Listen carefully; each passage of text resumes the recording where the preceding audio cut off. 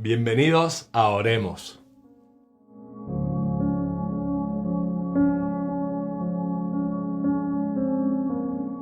Buenas noches, mis hermanos. Como cada miércoles es un gozo y un privilegio compartir la palabra del Señor con vosotros. Seguimos en nuestro proceso, el viaje, seguimos caminando de Egipto hacia Sion. Y hoy el tema, yo pienso que es un poco diferente, puesto que probablemente era más fácil hablar del río Jordán o de la circuncisión, pero yo creo que hay un personaje detrás de todos estos acontecimientos y eventos, que es Josué. Pero desde la óptica o desde el enfoque, que Josué fue formado y capacitado por Moisés como el líder de la nueva generación. Y yo quiero que hagamos hincapié en estos detalles que capacitaron a Josué como ese nuevo líder o ese nuevo responsable en lo natural como en lo espiritual del pueblo de Israel. Así que, ¿qué os parece si encomendamos este tiempo en las manos del Señor? Oremos. Padre, te damos gracias en esta noche por tu amor y tu misericordia, y te damos gracias por tu palabra y por tu Santo Espíritu que nos abre el entendimiento, nos abre el conocimiento y podemos aprender de ella y ponerla por obra. A ti te damos la gloria y la honra en el nombre de Jesús. Amén. Ok, pues la pregunta primera que puedo tener es ¿cómo identificamos a un líder?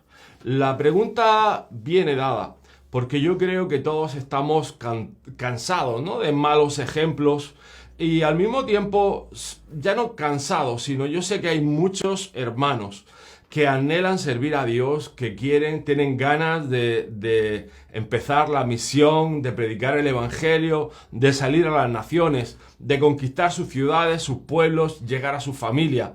Pero hay 5 características concretamente que son formadas y desarrolladas a través de la vida de Josué.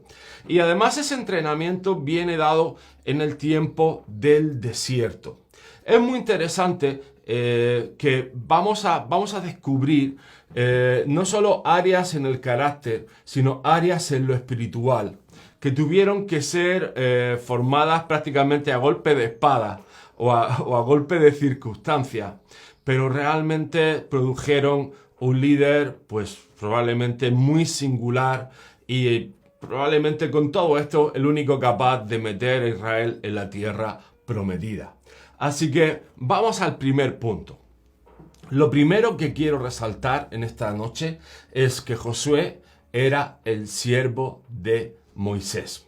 Dicho de otra manera, maduró a su lado. Es decir, durante los 40 años de desierto aceptó el segundo plano, estuvo a la sombra de Moisés, de Aarón, de María.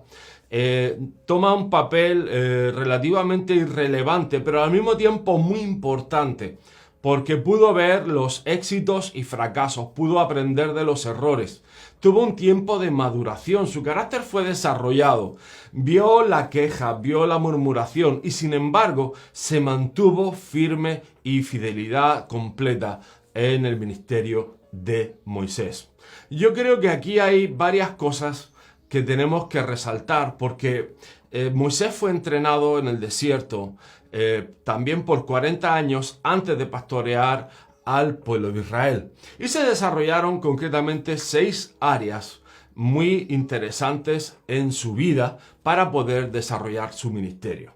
Así que simplemente creo que un pastor debe de realizar estas áreas en lo natural, hablamos de un pastor de ovejas, y así en lo espiritual, un pastor de hijos de Dios. El primer punto de esa tarea es alimentar a las ovejas con integridad de corazón. Y es que simplemente uno no puede pastorear si tu corazón o tu mente, tus intenciones están en el mundo secular o simplemente no son tu prioridad. Yo creo que queda bastante resaltado que Moisés puso su vida entre Dios y los hombres. Realmente él estaba dispuesto a entregarse en sacrificio para que el pueblo de Israel pudiera alcanzar misericordia. Y yo creo que eso simplemente se puede tener cuando tu corazón es uno con el corazón del Señor, en la actitud de redimir al pueblo. El segundo es guiar a las ovejas con la destreza de sus manos. Obviamente, si uno no es capaz de guiar su vida, difícilmente vas a poder guiar un rebaño. Yo creo que guiar a las ovejas implica entender, escuchar la voz de Dios, ser entendido en los tiempos y tener discernimiento. El tercer punto es inspeccionar a las ovejas. Y claro, aquí hay límites y yo creo que a veces se ha invadido la intimidad y se ha mal usado los secretos, o cuando ha habido una administración, cuando ha habido una confesión de algún pecado, y se ha usado luego como arma arrojadiza. Yo creo que la inspección o la escudriñar a las ovejas o realmente ver debe de estar acompañado de oración. Yo creo que el Señor debe de hablar y debe de mostrar, y sobre todo en un ambiente de confidencialidad y de amor, donde las cosas son tratadas y las cosas de casa se quedan en casa. Yo creo que hay pecados que no hay por qué airearlos en público, y obviamente habrá otros que se van a airear por sí mismos. Pero dice el Señor que el amor cubre multitud de pecados. Nos lleva al cuarto punto: limpiar y ungir las heridas de las ovejas con aceite fresco. Y el aceite fresco implica unción fresca, es decir, que nosotros hemos tenido un encuentro personal con Dios, el Espíritu Santo está ministrando a través de nuestra vida y nuestras palabras son de bálsamo. Una unción fresca significa que hay un reconfort, hay un cuidado, hay pues ese cariño, ¿no? Donde tú puedes limpiar y donde además transmites la unción. Hay una impartición del Espíritu Santo en la limpieza. Yo creo que muchas veces cuando estamos regañando a alguien o inspeccionando a alguien o limpiando a alguien, lo hacemos en ira, o lo hacemos en enfado, o lo hacemos en furor. El quinto punto es que guiaba a las ovejas a nuevos pastos. Quiere decir esto que debemos de estar buscando nuevas remas de parte de Dios, nuevas palabras de parte de Dios. Debemos de tener continuamente una vida entrenada en la oración, en la búsqueda de la palabra, en la lectura y en la revelación. Es decir, el pueblo necesita visión, necesita propósito, necesita destino. Y para eso, hermanos, nosotros tenemos que estar en forma, pero en forma con el Señor. Es decir, no podemos descuidarnos y somos los primeros que tenemos que ir al gimnasio espiritual. Y por último, algo que creo que es fundamental y muchos no entienden, nos entienden al revés, que las ovejas tienen que dar la vida por sus pastores. Y realmente es al revés. Una oveja da la vida por su pastor cuando su pastor está dispuesto a dar su vida por las ovejas. Es decir, yo creo que el éxito incluso no es llegar a que tus ovejas den la vida por ti, sino que tus ovejas den la vida por otras ovejas. Es decir, cómo transmitimos el ministerio con este entendimiento y con esta comprensión acerca del pastorado va a marcar el éxito de la nueva generación. Yo creo que son 6 áreas que son claves y son fundamentales. El segundo aspecto de la vida de Josué es que fue el capitán de la lucha contra Amalek. Y Amalek es el primer enemigo que pelea Israel. Y es importantísimo y es súper clave, porque Amalek además significa belicoso o pueblo que lame. Pero un lamido espiritual que no es bueno. Es decir, no es un lamido. O sea, cuando hablamos de lamido en el significado explícito de la palabra, es un lamido desagradable. Literalmente, ¿vale? Así que otro de los aspectos que tiene Amalek es que es un espíritu que se levanta contra los planes de Dios. Y es muy sencillo, es decir, es la primera nación que se levanta en contra de Israel para entrar a la tierra prometida. Los planes de Dios eran claros. Probablemente en 3 semanas Israel debería de haber estado cruzando hacia Canaán, pero sin embargo pasaron 40 años en el desierto. Y parte de esa oposición y parte de esos miedos viene en la lucha, en la guerra contra de Amalek. Amalek también es un espíritu de boicot, un espíritu que pretende romper, boicotear, sabotear y destrozar el plan de Dios. Y además un boicot que es incluso algo interno. En lo personal ataca a la economía, ataca a la familia y ataca al ministerio. Porque además en la lucha no solo fue de Josué, sino que Moisés tuvo que estar en lo alto del monte y de un brazo estaba Aarón y de otro brazo estaba Caleb, sujetando sus brazos en alto, y cada vez que sus brazos se levantaban, es decir, cada vez que la intercesión de Moisés se encendía, cada vez que la oración se encendía, el pueblo de Israel prevalecía. Con lo cual está aprobando el ministerio, estaba aprobando la familia, estaba aprobando el sustento del pueblo de Israel. Ahora, otra clave es que quería robar el fruto. ¿Qué hubiera pasado si Israel pierde esa batalla?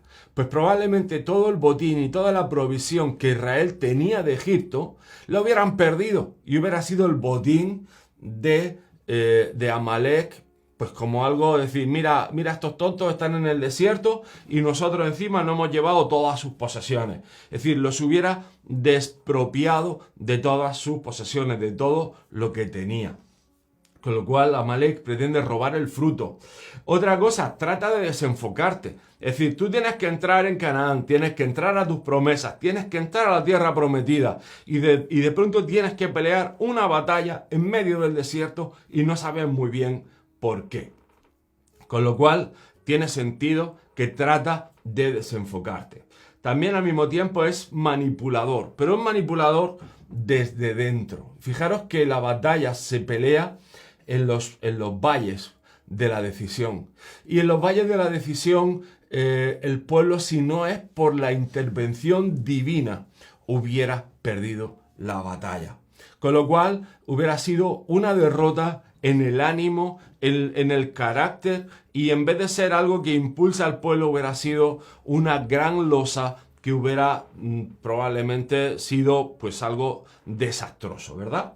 Eso nos lleva al penúltimo punto, que es ese espíritu que quita la pasión por la presencia de Dios porque pierdes la misión. Y claro, es lo que estamos hablando. Amalek quería, con sus ideas, con sus argumentos, con su filosofía, quería destruir la misión que viene de parte de Dios. Muchas veces los ministerios, el liderazgo, estamos peleando con Amalek. Escuchaba a un gran pastor, el pastor Edgar Medina, mi suegro, hablar miles de veces acerca de Amalek y cómo tenemos que pelear contra ellos, porque además es la primera pelea que tú vas a enfrentar en lo personal y vas a pelear en tu ministerio. Tienes que entender que son incluso ideas, argumentos, filosofías de corriente mundana que te van a decir la pelea, la lucha no merece la pena, estás mejor como estabas, mejor quédate en Egipto, mejor quédate en el mundo y no sigas avanzando hacia las promesas de Dios. Amalek es un gran enemigo que solo puede ser destruido con la presencia de Dios. Y aquí Josué estaba bien entrenado porque fue uno de los que sube al monte con Moisés en la presencia de Dios. Además, acompáñame en la escritura en Éxodo 33:11, porque fijaros en este detalle que creo que es fundamental. Dice, y hablaba Jehová a Moisés cara a cara, como habla cualquiera a su compañero, y él volvía al campamento. Pero el joven Josué, hijo de Nun, su servidor, nunca se apartaba de en medio del tabernáculo. Fijaros qué interesante. Moisés era obviamente el líder, el referente espiritual de la nación, y obviamente hablaba con Dios cara a cara. A ver, esto lo estamos diciendo muy rápido, pero es algo impresionante.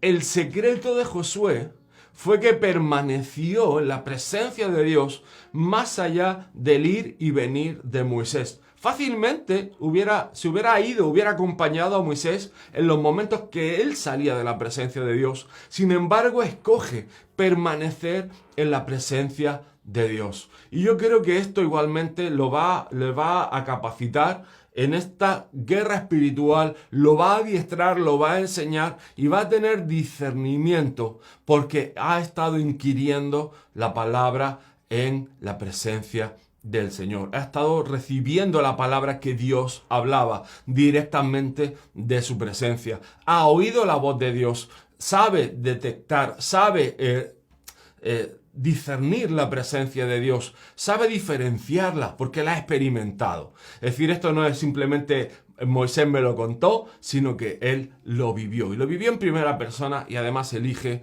de una manera correcta. Número 4, de estas cinco áreas que estamos hablando acerca de la formación de un líder, quiero recordar, lo primero es que era el siervo de Moisés y maduró todo ese tiempo a su lado. Luchó la batalla contra Amalek. Número 2, hemos visto que Amalek es un tipo de desafío, de pueblo belicoso que va a pelear contra nosotros. Es un espíritu que se levanta contra los planes de Dios. En lo personal hemos visto que ataca economía, familia, ministerio, viene a robar el fruto, a desenfoque, viene a manipular. Y hemos visto que Josué lo discierne, lo diferencia, porque estaba entrenado, estaba en la presencia de Dios. El número 4 es que fue uno de los 12 espías.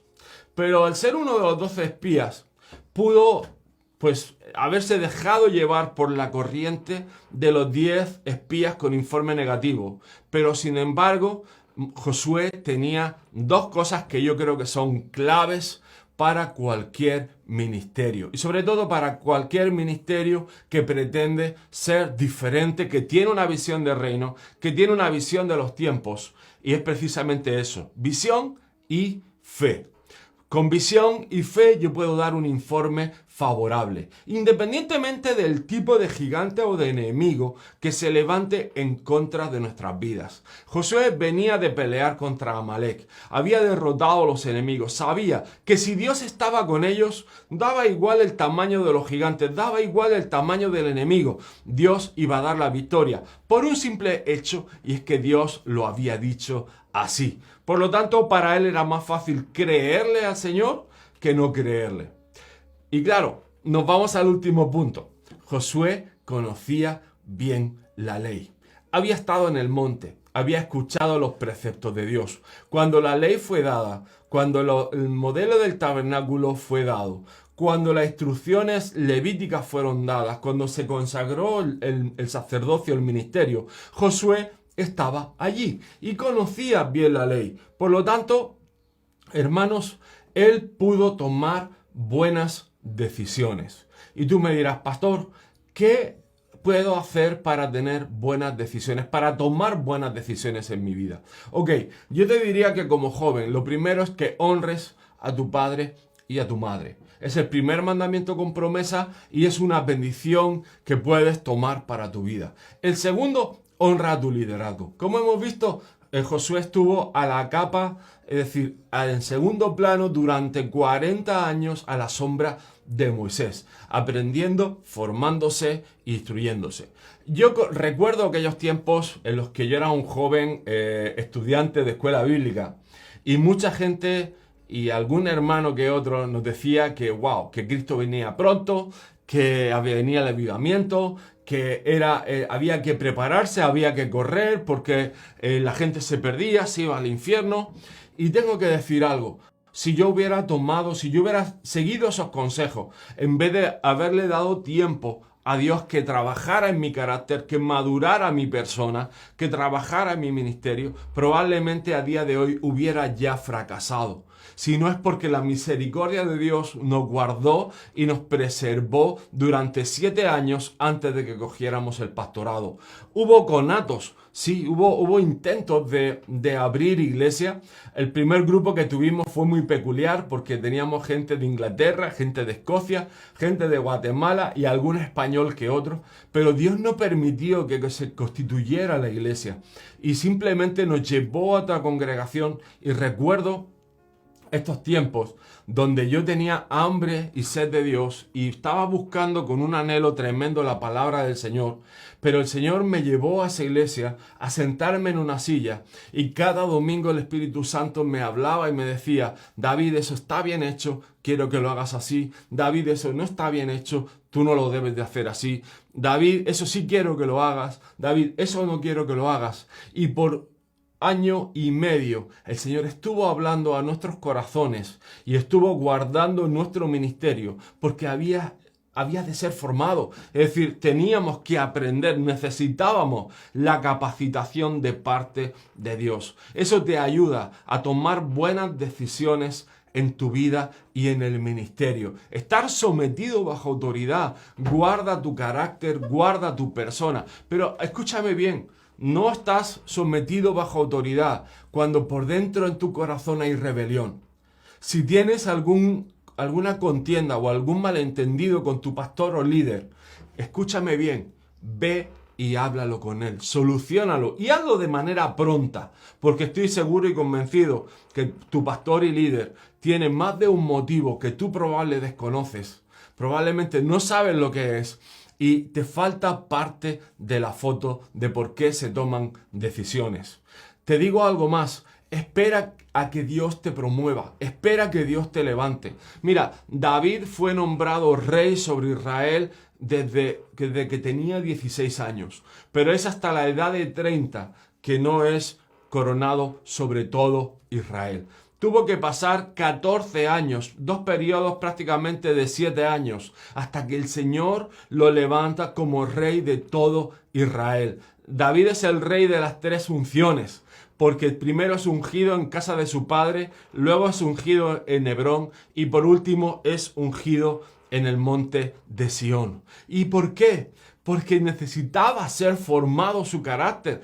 Él fue probablemente el mejor rey que tuvo Israel porque conocía el corazón de Dios y había permitido que el corazón de Dios fuera revelado en su vida. Es uno de los pocos que dice: Señor, escudriña mi corazón, mira mis intenciones, revela lo que hay dentro de mí y crea en mí un espíritu recto, porque se identifica precisamente con el pecado. No se cree más listo que nadie, no se cree más justo que nadie. Yo creo que los jóvenes muchas veces pecamos de ingenuidad, de inmadurez y de cierto atrevimiento, que bien usado es bueno, porque la juventud lo que tiene es una fuerza y una energía que es necesaria en la edificación de la iglesia. Es muy útil en la edificación de la iglesia, pero debe de estar sometida y alineada con el liderazgo y con la madurez que da un ministerio, que tenga experiencia y que tenga una madurez y un testimonio ejemplar dentro de la congregación.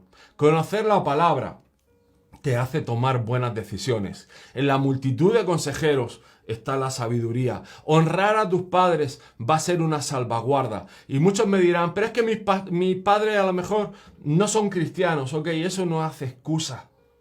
Y aunque a veces no entiendan las cosas de Dios, estoy seguro que te aman y estoy seguro que quieren lo mejor para ti. He visto muy pocos casos de padres que no quieran lo mejor para sus hijos. Y aún así, tengo que decirte que cuando los honras y cuando guardas tu casa, Dios va a enderezar y va a mover los corazones de ellos. Y vas a ver cómo Dios te guarda y cómo Dios te suple y cómo Dios alinea todo para cumplir su propósito en tu vida. No creas que por no tener a tu padre a tu lado o a tu madre a tu lado, Dios va a dejar de cumplir los propósitos que tiene para ti. Porque no es así. Dios va a cumplir punto por punto, coma por coma. Porque si Él lo ha dicho, Él lo cumplirá. Amén. Quiero dejarte con el último texto de Primera de Timoteo 3, del 1 al 7. Y habla de las características, el apóstol Pablo, del obispado, o del ministerio, o del ancianato, o como quieras llamarlo, según tu denominación. Dice: palabra fiel, si alguno anhela obispado, buena obra desea, pero es necesario que el obispo sea irreprensible, marido de una sola mujer, sobrio, prudente, decoroso, hospedador, apto para enseñar, no dado al vino, no pendenciero, no codicioso de ganancias deshonestas, sino amable, apacible, no avaro, que gobierne bien su casa, que tenga a sus hijos en sujeción con toda honestidad, pues el que no sabe gobernar su propia casa, ¿cómo cuidará de la iglesia de Dios? No un neófito, no sea que envaneciéndose caiga en la condenación del diablo. También es necesario que tenga buen testimonio de los de afuera, para que no caiga en descrédito y en lazo del diablo. Esto es el testimonio de Pablo hacia Timoteo, es decir, de la vieja guardia a la nueva guardia. Para nosotros, Josué es un grandísimo ejemplo como un nuevo modelo de liderazgo.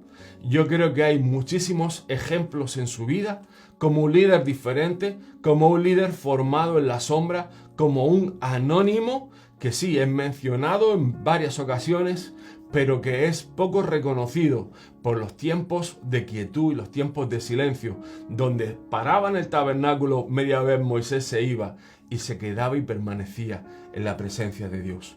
Que nuestro corazón esté en eso, en el servicio callado, en permanecer en su presencia, en pelear las batallas, en tomar la espada cuando nuestros líderes están haciendo obra de intercesión, cuando la adoración toma lugar, que nosotros seamos los primeros, que estamos en el campo de batalla luchando y derrotando ese espíritu perturbador que es el espíritu amalecita.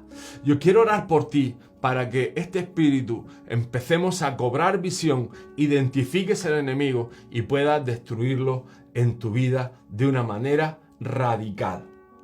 Vamos a orar. Padre, te doy gracias, Señor, por la vida de cada joven y cada adulto que está escuchando y viendo este mensaje en esta noche.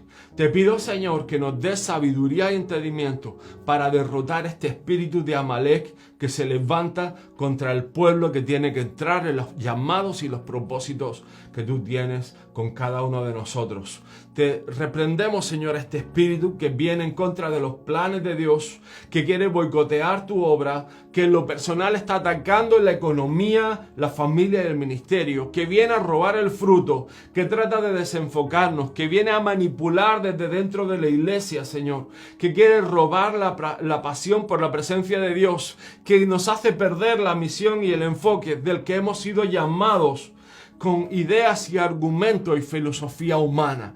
Yo te pido, Señor, que nos des gracia y favor, que tu Espíritu Santo nos guíe y nos dirija. Y sobre todo, Padre, que seamos como Moisés, Señor, que unidos, unánimes, permanezcamos con nuestros brazos arriba hacia el cielo, Señor, en actitud de oración y adoración, y así peleemos y batallemos esta batalla.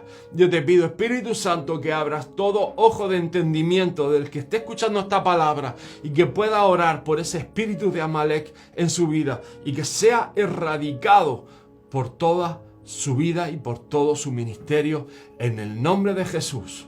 A ti te doy la gloria y la honra. Amén y amén. Queridos hermanos, un fuerte abrazo desde Iglesia Monte Sion en Almería, Ministerio Cornerstone España. Os amamos y esperamos vernos en Virtuosas y en Pico y Pala el día de mañana. Dios os bendiga.